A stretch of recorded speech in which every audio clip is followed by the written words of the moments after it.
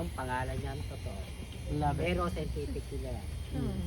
Pero sino pamilya kay Alagaw? Yung Nina Richie na po kalala ko. Ano tawag dyan, sir? Alagaw. Nina Richie Alagaw.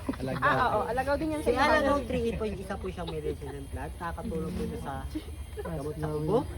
Ubo. Head, pagpasakit ang ulo.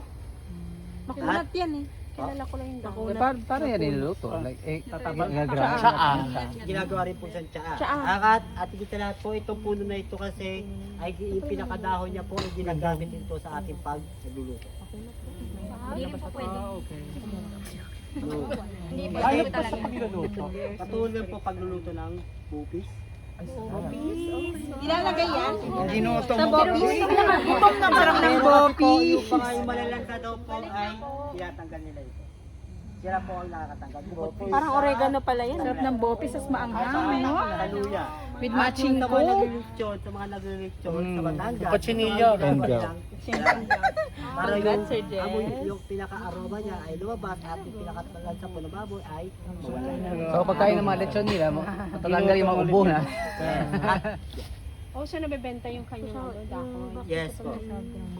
Pero isa po siyang, ito po yung dahon niya ay kinakain. Alagaw. Love it. Bongga Ano yung sinilari. alin sa